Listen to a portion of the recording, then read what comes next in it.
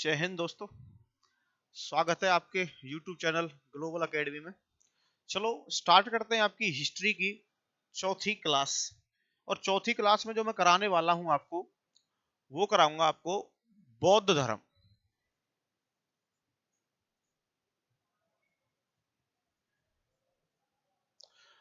बौद्ध धर्म से रिलेटेड जितने भी सारे फैक्ट होंगे उन सभी फैक्टों पर हम बात करेंगे जो आपके एग्जाम के लिए पॉइंट ऑफ व्यू से बहुत ही ज्यादा इंपॉर्टेंट है।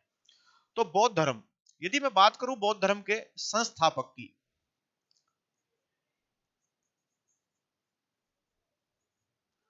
तो संस्थापक कौन है? महात्मा बुद्ध है।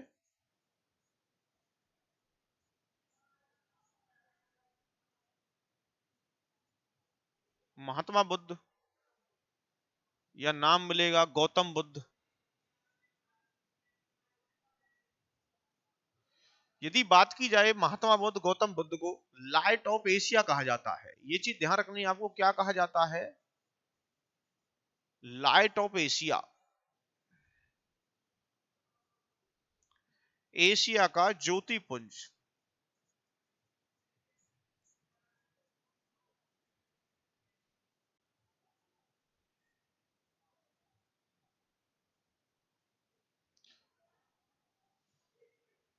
महात्मा बुद्ध के बारे में जितनी भी डिटेल होंगी वहां से आपके पेपर में क्वेश्चन आते हैं कि भाई जन्म कब हुआ था, कहाँ हुआ था जन्म, कौन से कुल से बिलोंग करते हैं, पिता का नाम क्या था, माता का नाम क्या था, बचपन का नाम क्या था, जब पहला उपदेश दिया, गृह त्याग किया, कितने वर्ष की अवस्था में किया, कितने वर्ष उन्होंने तपस्या की थी, कौन सी भाषा में उपदेश दिए, सबसे पहले उपदेश कहाँ पे दिया था, कितनी बौद्ध संगतियां हुई हैं और बौद्ध मठ कहाँ हैं। तो यहाँ से आपके पेपर में प्रश्न आते हैं, तो उनके बारे में एक एक करके हम चर्चा करने वाले हैं आज की क्लास में।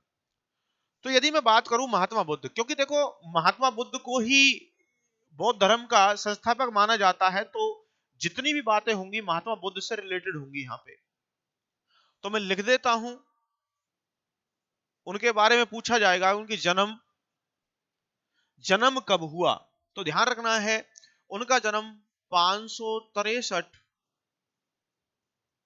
ईसा पूर्व में हुआ। देखिए ये ईसा पूर्व की बातें हैं, ये ध्यान रखना है आपको। और कहां हुआ था? जो स्थान था वो था लुम्बिनी। लुम्बिनी नामक स्थान, और ये पड़ता है आपका कहां पे वर्तमान में? नेपाल में। तो कपिल वस्तु, तो कपिल वस्तु के लुम्बिनी नामक स्थान में जो है महात्मा बुद्ध का जन्म होता है। यदि बात की जाए इनके पिता का नाम,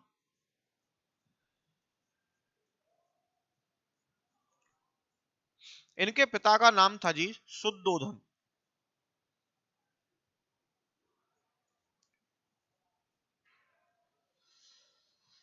जो शुद्धोधन थे वो शाक्य गण के राजा थे। ध्यान रखना है, जो शुद्धोधन किसके थे भैया? शाक्य गण के राजा।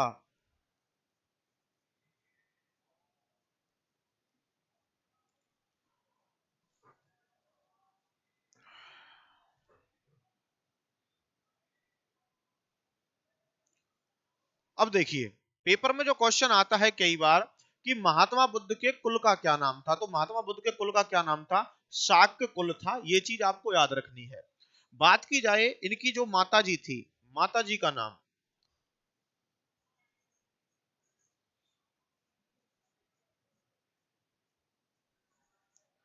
माता का नाम था माया देवी।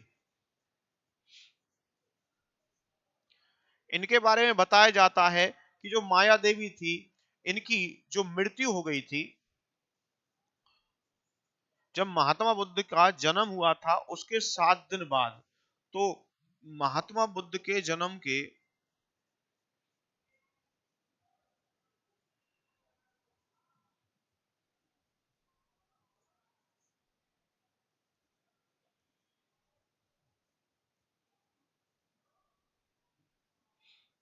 7 दिन बाद इनकी माता जी थी माया देवी, उनकी मृत्यु हो जाती है। तो बात की जाए इनका जो लालन पालन किया था, वो लालन पालन किसने किया था? तो इनका जो लालन पालन किया था वो इनकी मौसी कह लीजिए, तो उनका नाम था प्रजापति गौतमी। तो महात्मा बुद्ध का लालन पालन,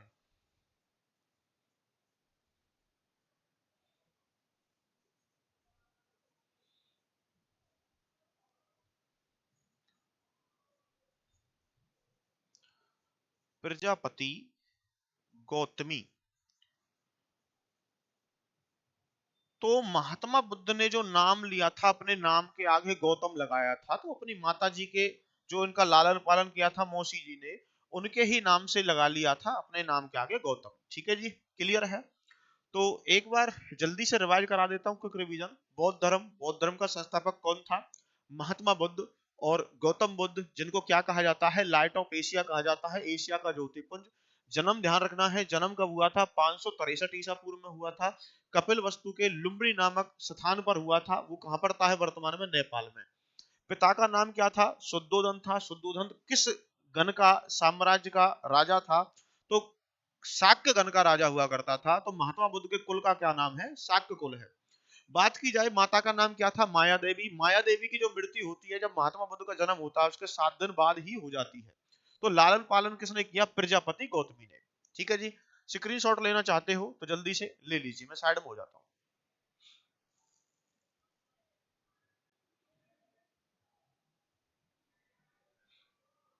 ठीक है जी, आगे बढ़े। चलो, यदि बात की जाए महात्मा बुद्ध के बारे में, तो महात्मा बुद्ध के जो बचपन का नाम था,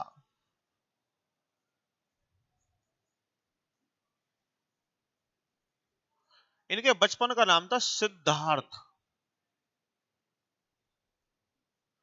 तो महात्मा बुद्ध के बचपन का नाम क्या था? सिद्धार्थ था। बात करें आगे, इनके पिता का नाम कर लिया, माता का नाम कर लिया, तो इनकी पत्नी का नाम,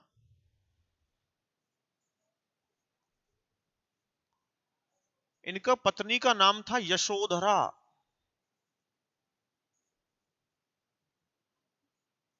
ध्यान रखना है, जो महात्मा बुद्ध है, महात्मा बुद्ध की पत्नी का क्या नाम था? यशोधरा था। और एक इनका पुत्र था, जो पुत्र का नाम था राहुल।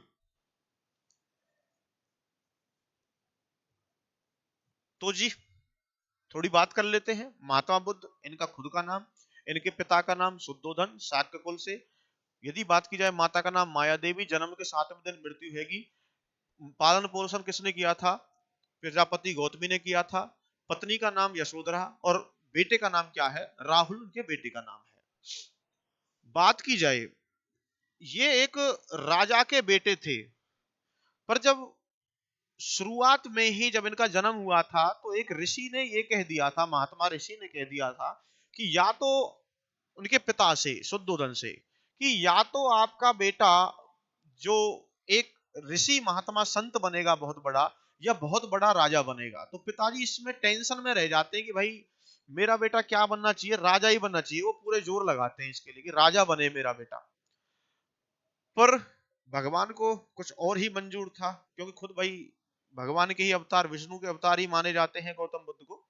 तो उनको मंजूर था कि वो क्या बन जाते हैं? सन्यासी बन जाते हैं। सन्यासी बनने के पीछे कुछ गाथा होती है, उसके पीछे थोड़ी बात कर लेते हैं।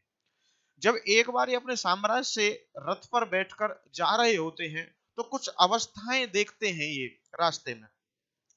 तो यदि सबसे पहली बात करूं, तो सबसे पहले पहले नंबर पे जो देखते हैं, वो देखते हैं एक वृद्ध व्यक्ति को। सबसे पहले किसको देते हैं? एक वृद्ध, बूढ़े व्यक्ति को।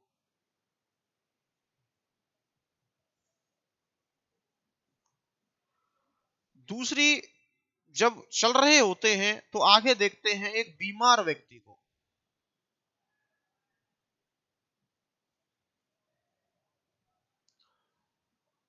और आगे बढ़ते हैं तो आगे देखते हैं एक अर्थी को। और फाइनली ये देखते हैं एक सन्यासी को। कहा जाता है कि जब इनका सारथी इनको ले जा रहा होता है, तो एक रास्ते में बूढ़े व्यक्ति को देखते हैं। तो सन्यासी, जो सॉरी, उनके जो सारथी होता है, उससे पूछते हैं कि भाई ये कौन है? तो वो कहते हैं कि भाई बूढ़े व्यक्ति हैं। बूढ़े व्यक्ति कैसे होते हैं? ये जीवन की अवस्था है। सारथी इनको बताता है। बोल जी, क्या मैं कभी मैं भी बूढ़ा हूंगा? बोल हाँ जी, आप भी बूढ़े होंगे। बूढ़े व्यक्ति को देखकर ये थोड़ी चिंता में चले जाते हैं गौतम बुद्ध। आगे जाकर फिर देखते हैं कि बीमार व्यक्ति को, देखते हैं कि एक बीमार व्यक्ति जा रहा होता है। वो पूछते हैं जी ये क्या है। सारथी बताता है कि सर ये एक बीमार व्यक्ति है। अच्छा जी, बीमार क्या कारण है? बोल जी कोई रोग लगा है, जब बीमार हुआ है। क्या कभी मैं भी बीमार होऊंगा? हाँ जी आप भी बीमार हो सकते हो सर। तो फिर और ज्यादा टेंशन में बढ़ जाते हैं आगे। फिर आगे शमशान घाट की तरफ ले जाते हुए अर्थी को देखते हैं। अर्थी को देखते हैं तो वो क्या कहते हैं कि भाई ये क्या है, अब ये तीसरी चीज क्या है? तो ये कहते हैं कि सर जी अर्थी जा रही है शमशान की तरफ, कि जो है आत्मा का परमात्मा से मिलन हो रहा है, कि हमारे जीवन में जो परम लक्ष्य है यही है। और ये सत्य भी है।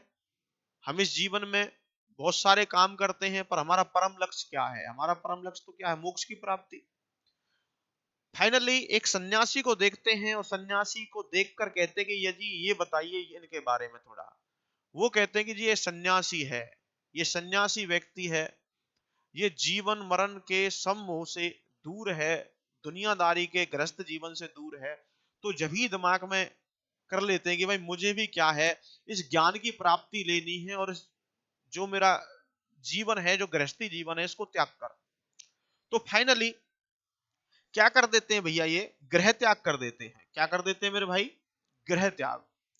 यदि मैं बात करूं जो महात्मा बुद्ध है वो गृह त्याग करते हैं 29 वर्ष की अवस्था में। जब वो 29 वर्ष के हो जाते हैं तो अपने घर को त्याग देते हैं।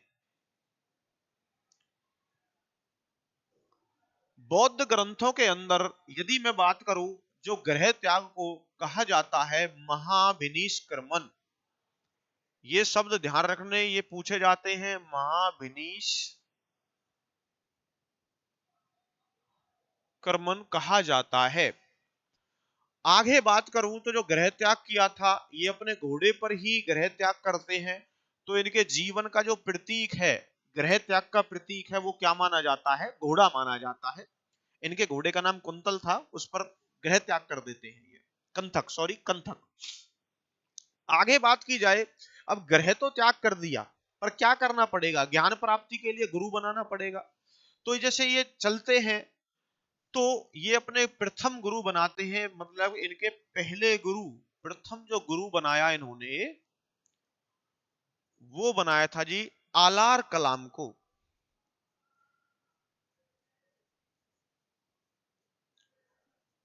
आलार कलाम को इन्होंने अपना पहला गुरु बनाया और उनसे शिक्षा लेकर ये आगे बढ़ गई। आगे बढ़कर इन्होंने कई गुरु बनाए थे। तो फाइनली ये तपस्या करते हैं, घोर तपस्या। इन्होंने जो तपस्या की थी वो की थी भैया पीपल वृक्ष के नीचे। पीपल का वृक्ष था, निरंजना या फल्गु नदी,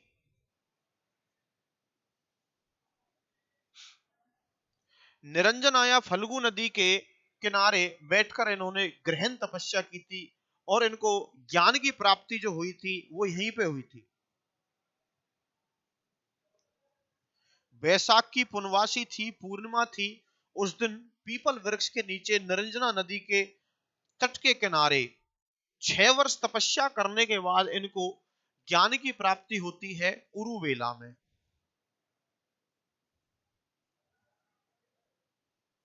उरुवेला नामक स्थान है जो फिलहाल बिहार में पड़ता है। आपका ध्यान रखना है, पीपल वृक्ष को ध्यान रखनी है भैया, बोधि वृक्ष भी कहते हैं। बोधि वृक्ष क्यों कहते हैं? क्योंकि जो महात्मा बुद्ध को ज्ञान की प्राप्ति हुई थी वो पीपल के वृक्ष के नीचे ही हुई थी, इसलिए इसको क्या कहा जाता है? पीपल के पेड़ को बोधि वृक्ष भी कहा जाता है। और ये जगह कहाँ है आपकी? बोध गया। गया सुना होगा आप सभी ने, बोध गया। और बोध गया जगह कहाँ पड़ती है आपकी वर्तमान के अंदर? बिहार में। क्लियर है मेरे भाइयों? तपस्या कितने वर्ष की थी ध्यान रखना है? तपस्या 6 वर्ष। तो ज्ञान की प्राप्ति जो हुई है, तो ज्ञान की प्राप्ति कितने वर्ष की अवस्था में हुई है? 35 वर्ष की अवस्था में। कितने वर्ष की अवस्था में ज्ञान की प्राप्ति हैगी? 35 वर्ष की अवस्था में इनको ज्ञान की प्राप्ति हो जाती है। Clear boss? ठीक है, स्क्रीनशॉट लेना हो जल्दी से ले लीजिए।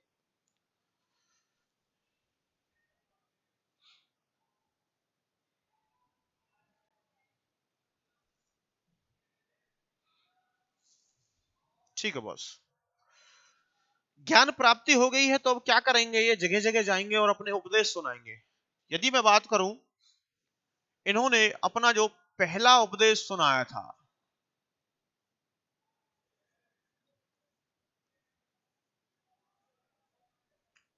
पहला उपदेश सुनाया था भैया ऋषि पत्तनम।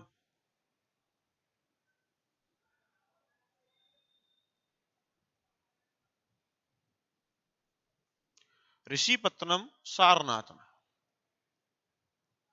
इन्होंने अपना पहला उपदेश सुनाया। यदि बात की जाए उपदेश सुनाने की जो भाषा थी,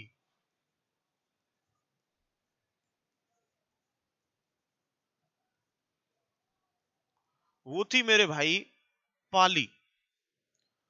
तो पाली भाषा में इन्होंने अपने क्या सुनाए थे? उपदेश सुनाए थे। पर बात की जाए सर्वाधिक उपदेश,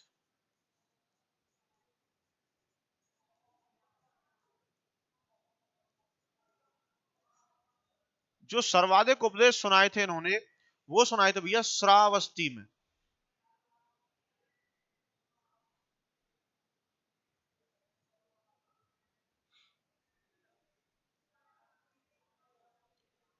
श्रावस्ती कौशल महाजनपद की क्या थी? राजधानी थी।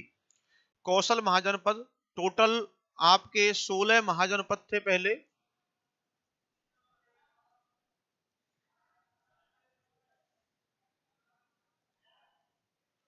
तो कौशल महाजनपद की क्या थी? राजधानी थी श्रावस्ती। वहां पर सर्वाधिक उपदेश सुनाए थे किसने? महात्मा बुद्ध ने।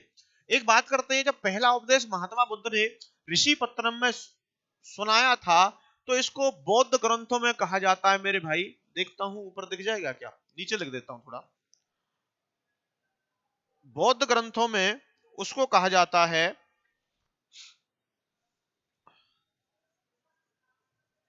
धर्म चक्र परिवर्तन। तो ध्यान रखना है ये शब्दावली आपको। तो बौद्ध ग्रंथों में क्या कहा जाता है? उसको धर्म चक्र परिवर्तन कहा जाता है। जो पहला उपदेश सुनाया था, गृह त्याग को क्या कहा जाता है? महाविनिष्क्रमण कहा जाता है। ओके बॉस, बहुत बढ़िया। आगे बढ़ते हैं। आगे अपने उपदेश सुना के धीरे धीरे ये पूरे भारतीय क्षेत्र पर अपनी छाप छोड़ने लगते हैं। हरियाणा में धनकोट गुरुग्राम में इन्होंने अपने उपदेश सुनाए थे। महात्मा बुद्ध के जो स्तूप हैं बहुत सारी जगह पर हरियाणा में भी मिले हैं। यदि हरियाणा से कोई क्वेश्चन आता है तो आपके एग्जाम में, ठीक है, सुनाते रहते हैं ये जगह जगह पर जाके। यदि बात की जाए इनके बारे में, बात करें इनके शिष्य उपाली, अंगुलीमान,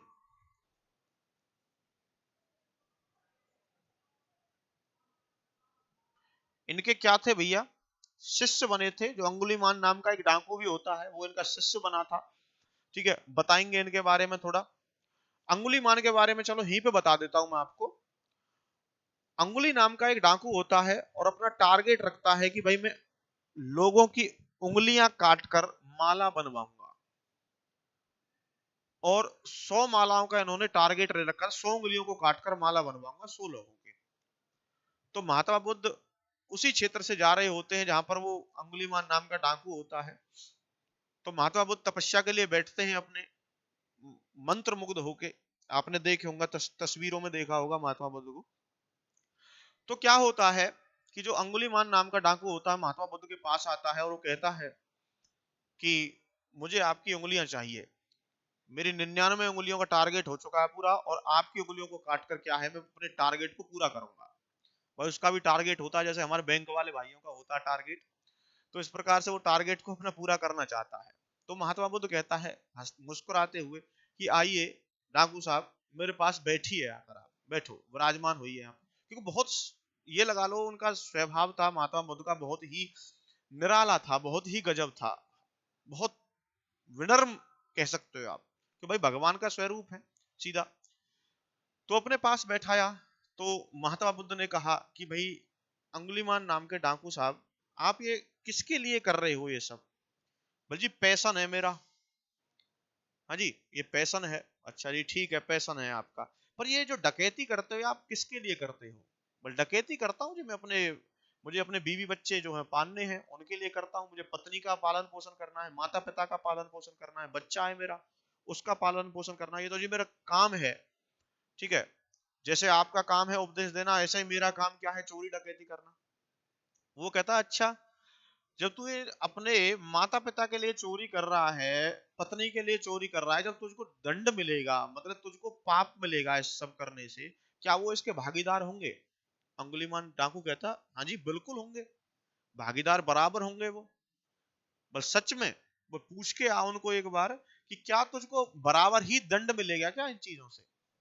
उन सबको चिंता में हो जाता है, बोल सर जी पहले तो वो टारगेट पूरे करन दो अपने 100 उंगली का। तो वो क्या है, महात्मा बुद्ध कहता कोई बात नहीं, तू एक काम कर, मैं तुझे यहीं पे बैठा मिलूंगा, तू मेरी उंगलियों को काट लेना आराम से, कोई दिक्कत नहीं, नो टेंशन। ठीक है, बल जी मैं विश्वास कैसे करूं? बल तू ऐसा कर, तू मुझको रस्सी से बांध जा। पर अंगुलीमान डाकू जाता है, भागा भागा अपने घर जाता है बिना बांधे हुए, महात्मा बुद्ध को जाता है और अपने पत्नी से जाकर कहता है कि पत्नी ये बताइए, तू मेरी प्रियतम है, मैं तेरे लिए क्या करता हूँ, पूरे दिन चोरी डकैती करता हूँ, लोगों का बुरा करता हूँ, क्या मुझे जो पाप मिलेंगे उसमें तू भागीदारी रहेगी? पत्नी कहती क्यों, मैं क्यों भागीदारी रहूंगी उसके लिए? भाई ये तो आपका कर्म है, ये आपका धर्म है, हमारा पालन पोषण करना, आप मेरे पति हो, तो आपका ये तो दायित्व बनता है, मैं आपके पापों में भागीदारी नहीं बनूंगी। तो अंगुलीमान डाकू क्या होता है, अपने गर्दन को नीचे करके पहुंचता है महात्मा बुद्ध के पास। तो महात्मा बुद्ध पूछता है जी क्या हुआ? तो वो कहता है जी पत्नी ने मना कर दिया, पत्नी कह रही थी कि मैं भागीदारी नहीं बनूंगी। बोल तू एक बार और कर, एक काम और कर, क्या तेरा पुत्र तेरा भागीदारी बनेगा? वो तो तेरा अंश है, चलो पत्नी तो तेरी अंश नहीं थी, पर बेटा तो तेरा अंश है, क्या वो भागीदार बनेगा? बोला हाँ जी बेटा जरूर भागीदारी बनेगा मेरा पापों का 100%। तो महात्मा बुद्ध कहता है कि जा तो अपने बेटे से पूछ के आ एक बार। तो अपने बेटे के पास जाता है, तो बेटे के पास जाकर पहुंचता है तो कहता है कि बेटा मैं तेरे लिए चोरी डकैती करता हूँ, दुनिया भर की गुंडागिर्दी करता हूँ, लोगों को लूटता हूँ, लोगों के साथ अपराध करता हूँ, पाप मिलता है मुझे उससे, क्या जो मुझे पाप मिलेगा उसका तू भागीदारी बनेगा? वो कहता है पिताश्री क्षमा इसके लिए। भाई मैं भागीदारी क्यों बनूंगा, ये आपका कर्तव्य है, आपने मुझे जन्म दिया है, आपका आपको मेरा पालन पोषण करना पड़ेगा। उंगलीमान डाकू के दिमाग चकरा जाता है और चकरा के वो महात्मा बुद्ध के पास पहुंचता है और महात्मा बुद्ध के पैरों में पड़ जाता है जाकर कि महात्मा बुद्ध जी, सबने मना कर दिया, सबने ये कह दिया कि हम तेरे पाप के भागीदारी नहीं बनेंगे। पैरों में पड़ जाता है, कहता कि प्रभु मुझे कोई कृपा दीजिए, संत बना लीजिए, शिष्य बना लीजिए। तो महात्मा बुद्ध उससे कहता है कि बुद्धम शरणम गच्छामि। तो वो महात्मा बुद्ध के शरण में चला जाता है, उंगलीमान नामक डाकू। तो ये कहानी थी इनकी, ठीक है जी। चलो आगे बढ़े, थोड़ा स्क्रीनशॉट लेना चाहो तो ले लीजिए, चलो मैं अभी और लिखवा देता हूँ, जगह है। महात्मा बुद्ध के बारे में यदि मैं बात करूं, इनकी मृत्यु, इनकी मृत्यु हुई थी 483 ईसा पूर्व में।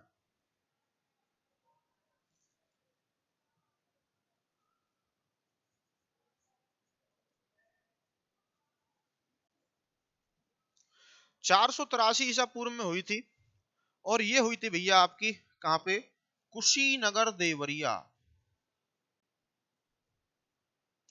कुशीनगर की जगह कुशीनारा भी मिल जाता है, ठीक है, देवरिया में।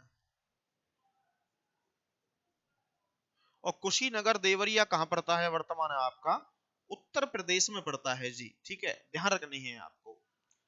और कुछ थोड़ी सी बातें भी बताऊंगा मैं इनके बारे में, ठीक है। पढ़ाई से संबंधित तो सारा ज्ञान हम आपको दे ही रहे हैं, पर कुछ महात्मा बुद्ध के बारे में रोचक तथ्य उनको भी मैं बताऊंगा आपको, ठीक है जी।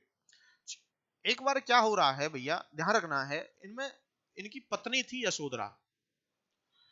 यशोधरा क्या है, सबसे ज्यादा चिंतित, चिंतित क्यों थी? क्योंकि देख लीजिए जिसका पति सन्यासी बन गया हो, और सबसे ज्यादा विडंबना ये थी इनकी पत्नी की कि ये अपनी जो सहेली है उससे एक बार वार्तालाप कर रही होती है कि मेरे पति ने सबसे जो काम किया है बहुत अच्छी बात है, वो सन्यासी बनने के लिए गए हैं, पर उन्होंने एक बार भी मुझे नहीं पूछा कि भाई इतने बड़ा जो है उन्होंने वो लिया है, प्रण लिया है सन्यासी बनने का, पर मुझे एक बार भी नहीं पूछा। वो आधी रात में मुझे और मेरे बच्चे को छोड़कर चले गए। मुझे बहुत दर्द है इस बात का।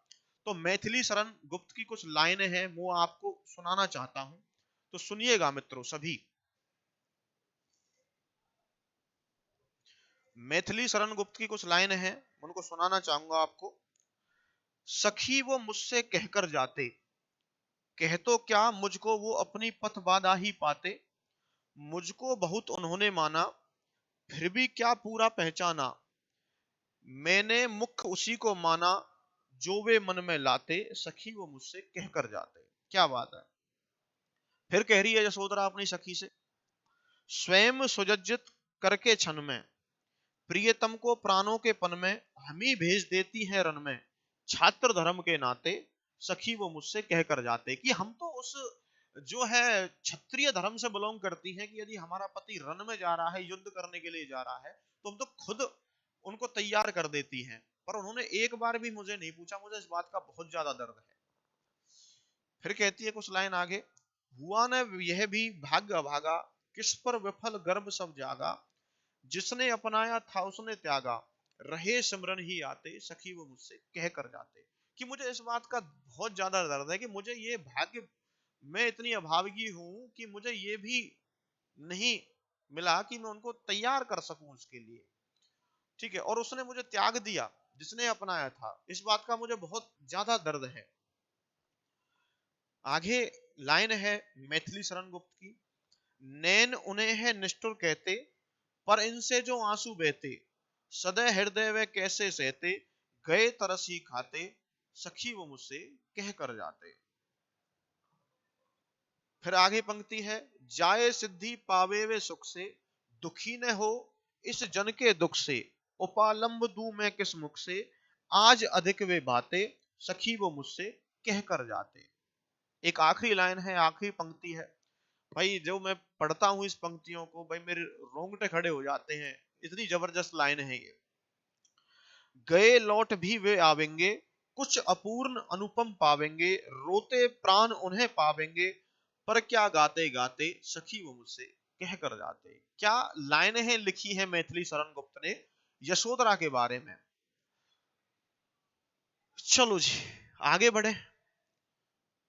ठीक है भाई, नोट करना हो जल्दी से नोट करिए इनको, आगे बढ़ते हैं।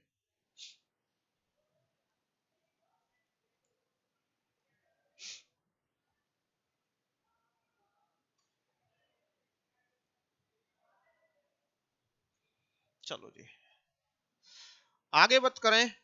महात्मा बुद्ध की मृत्यु हो गई थी 483 ईसा पूर्व में, कुशीनगर देवरिया के अंदर। ध्यान रखना है आपको, उत्तर प्रदेश के अंदर। उसके बाद बौद्ध धर्म में क्या हुई थी, बौद्ध संगतियां हुई थी। उनको पढ़ते हैं जी एक एक करके। पढ़नी क्या है, बौद्ध संगति कौन सी है।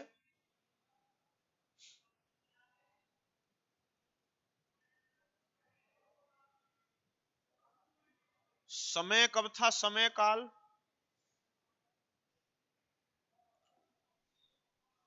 स्थान क्या था,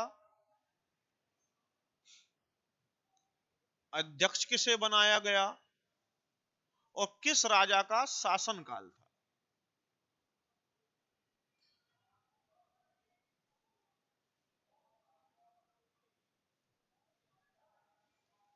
एक मिनट भाई।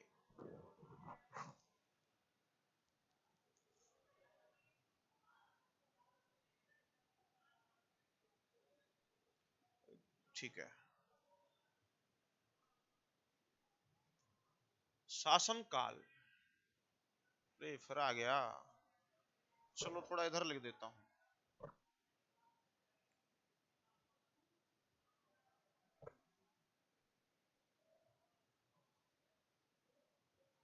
अध्यक्ष और शासन काल। भाई स्मार्ट बोर्ड अभी चलाना नहीं आता है, दिक्कत ही है थोड़ा। ठीक है, चलो जी करते हैं। पहली बौद्ध संधि।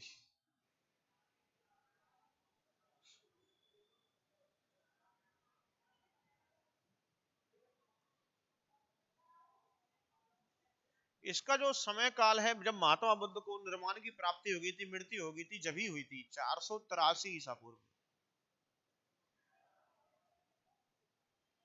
स्थान की बात करूं तो मगध साम्राज्य की जो राजधानी रही थी राजगृह।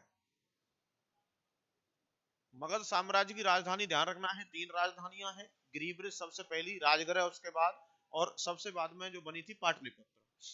अध्यक्ष की बात करूं तो अध्यक्ष इसका था महाकश्यप, और शासन किसका था, ये था जी अजात शत्रु।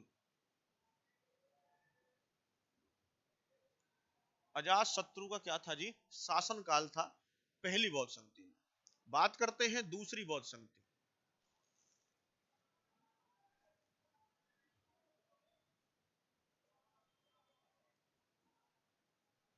दूसरी बौद्ध संधि, दूसरी बौद्ध संधि हुई थी 383 ईसा पूर्व में।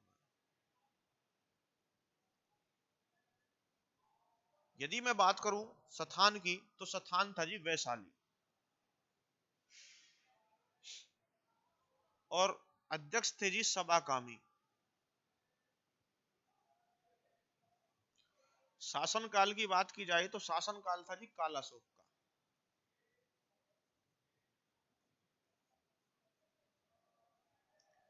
आगे बात करते हैं तीसरी बौद्ध संधि।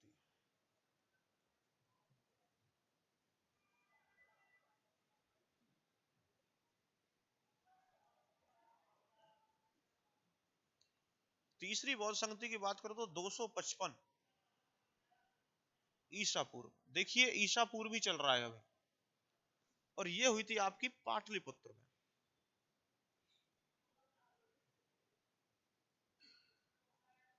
इसके जो अध्यक्ष थे वो थे जी मोगलीपुत्र तिस्य।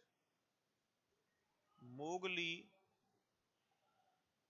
पुत्र, नीचे लिख देता हूं थोड़ा, तिस्य। शासन काल था ये था जी अशोक का।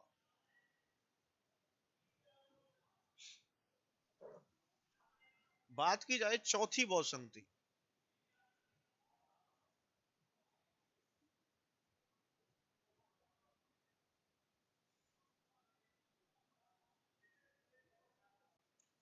चौथी बौद्ध संधि हुई थी जी पहली ईस्वी में।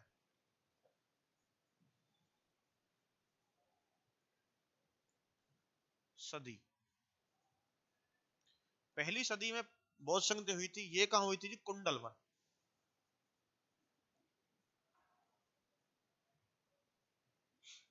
और अध्यक्ष की बात करूं तो अध्यक्ष इसके थे वसुमित्र,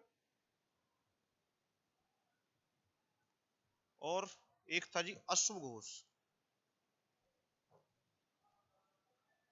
इसके अध्यक्ष बने थे। शासन काल की बात करूं तो इसका शासन काल जो था वो था जी कनिष्क का, कुषाण वंश का एक शासक, महान शासक, जिसने शक संवत चला था 78 ईस्वी में। भारत सरकार ने 22 मार्च 1957 को जो अपनाया गया था। ठीक है, चौथी बौद्ध संधि। आगे लिखो पांचवी बौद्ध संधि।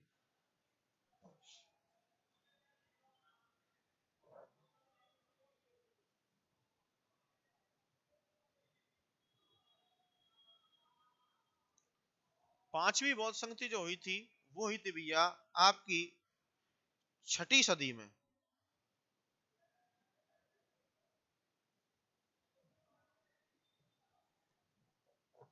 ठीक है, ये हुई थी भैया आपकी कन्नौज, और इसके जो अध्यक्ष कहे जाते हैं वो कहे जाते हैं आपके, ध्यान रखना है, ह्यून सांग।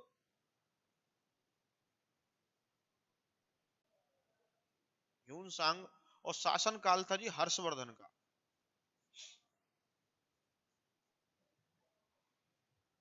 देखो हर्षवर्धन वर्धन वंश के एक महान शासक, जिन्होंने ह्यून सांग के प्रभाव में आकर जो है बौद्ध धर्म स्वीकार किया था। और बौद्ध धर्म स्वीकार तो खैर दिवाकर के उसमें किया था इन्होंने, बौद्ध धर्म की जो शाखा इन्होंने अपनाई थी वो अपनाई थी जी महायान शाखा। क्योंकि आप आगे पढ़ोगे कि महात्मा बुद्ध के जन्म के तुरंत बाद ही जो है बौद्ध धर्म दो भागों में बट गया था, हीनयान और महायान। ठीक है, तो हर्षवर्धन जो ह्यून-सांग के प्रभाव में आकर महायान शाखा से जुड़ गया था, पर यदि मैं बात करूं जो बौद्ध धर्म अपनाया था, ये अपनाया था दिवाकर के प्रभाव में आकर। बौद्ध धर्म अपनाया दिवाकर। दिवाकर एक बौद्ध भिक्षु थे, उनके प्रभाव में आकर जो है हर्षवर्धन ने बौद्ध धर्म अपनाया था। दिवाकर के प्रभाव में आकर हीनयान शाखा से जुड़े थे। हीनयान शाखा, क्लियर बॉस? वो दिक्कत। अब थोड़ा और बात कर लेते हैं। मैंने पढ़ाया यहाँ पे अश्वघोष के बारे में। तो अश्वघोष ने एक पुस्तक लिखी थी जिसका नाम था जी बुद्ध चरित्र। तो बुद्ध चरित्र किसकी रचना है? अश्वघोष की।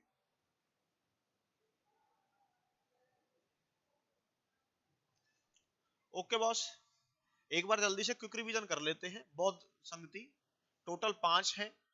पहली बौद्ध संगति 483 ईसा पूर्व में हुई थी। कहां हुई थी? राजगृह में हुई थी। अध्यक्ष कौन थे जी? महाकश्यप इसके क्या थे जी? अध्यक्ष थे। ध्यान रखना है आपको, अध्यक्ष कौन थे? महाकश्यप। और शासनकाल किसका था? अजात शत्रु का शासनकाल था। दूसरी बौद्ध संगति 383 ईसा पूर्व में होती है। अध्यक्ष कौन होते हैं? सॉरी, सथान वैशाली। यदि बात की जाए, अध्यक्ष थे सभाकामी और शासनकाल किसका था? कालाशोक का था। बात की जाए तीसरी बौद्ध संगति होती है 255 ईसा पूर्व में। स्थान ध्यान रखना है पाटलिपुत्र में। और अध्यक्ष कौन है? मोगलीपुत्र। और शासनकाल किसका है? अशोक का। चौथी बौद्ध संगति पहली सदी में हुई थी आपकी। कहां पे हुई थी? कुंडलवन में हुई थी। अध्यक्ष कौन रहे थे? वसुमित्र। वसुमित्र और जो है बुद्ध चरित्र के रचयिता अश्वघोष। शासनकाल किसका था? कनिष्क का था। पांचवी बौद्ध संधि छठी सदी में हुई कन्नौज में। अध्यक्ष कौन थे? ह्यून-सांग थे। शासनकाल किसका था? हर्षवर्धन का। हर्षवर्धन ने किसके प्रभाव में आकर बौद्ध धर्म अपनाया? दिवाकर के प्रभाव में आकर अपनाया था। दिवाकर ने किस शाखा से जोड़ा? हीनयान शाखा से। तो महायान शाखा से किसने जोड़ा था? ह्यून-सांग ने आकर जोड़ा था। ह्यून-सांग की पुस्तक का नाम शियू की है, जो इसका यात्रा वृत्तांत है, वो आगे पढ़ेंगे अगली जो कभी वर्धन वंश कराएंगे हिस्ट्री के अंदर। ओके बॉस, क्लियर है? आगे बढ़े, चलो। हाँ, स्क्रीनशॉट ले लीजिए जल्दी से।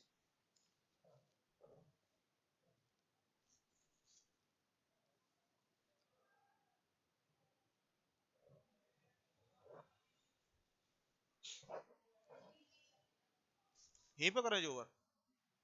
ठीक है, ओके जी। तो आज की क्लास में फिर इतना ही कराते हैं आपको। आज के लिए इतना ही। Thank you all of you. बाकी पढ़ते रहो, बढ़ते रहो, मेहनत करते रहो। ओके जी।